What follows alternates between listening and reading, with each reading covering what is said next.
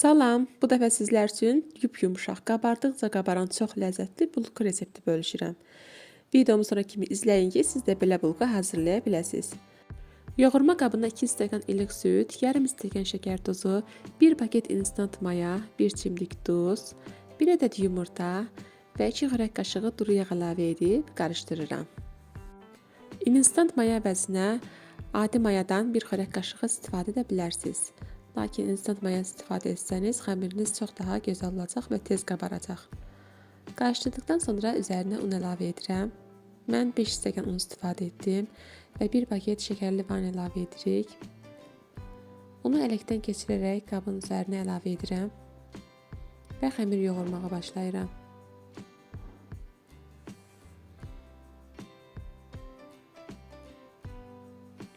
Xəmirimiz hazır olana yaxın 100 qram əritdiyim otaq temperaturunda olan yağı xəmirin üzərinə əlavə edib yaxşıca yoğururam. Ələ yapışmayan yumşaq xəmir alınır.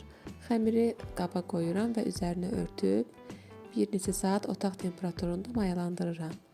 Mayalandıqdan sonra xəmirin havasını alıb qabdan götürürəm və uzunsov forma verirəm.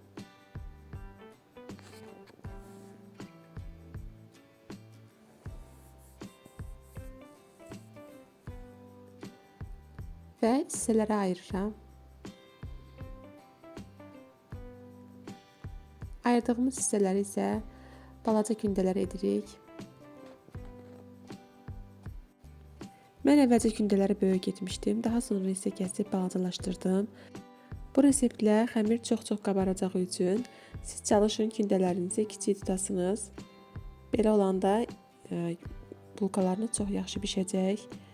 Balaca kündələri hazırlayıb üzərinə örtüb 5 dəqiqə gözlədirəm.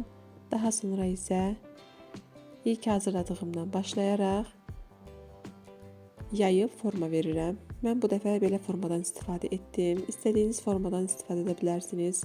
Kanalımda bütün formalarda bulkalar var. Ürək, banan formasında.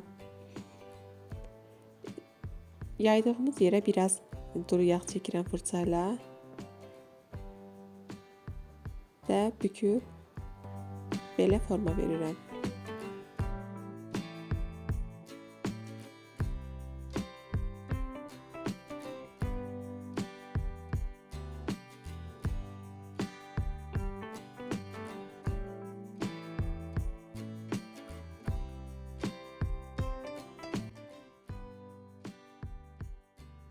Hər birini yağladığım soba listinə yığıram və soba listində də 1 saat mayalanmağa qoyuram. Və üzərinə yumurta çəkirəm. 1 ədəd yumurtanı yaxşı çalıb fırça ilə bulkaların üzərinə çəkirəm. Üzərinə isə kətəçliyi var idi biraz evdə, ondan əlavə edirəm. Sizdə varsa bundan və yaxud da küncü səpə bilərsiniz, olmasa sadə də hazırlaya bilərsiniz. Və 180 dərəcəlik sobada bişməyə qoyuram. Üzəri qızarana qədər çox gözəl bişiririk və bulkalarımız hazırdır. Mən qalan 4 ədəd bulkunu da banan formasında etdim.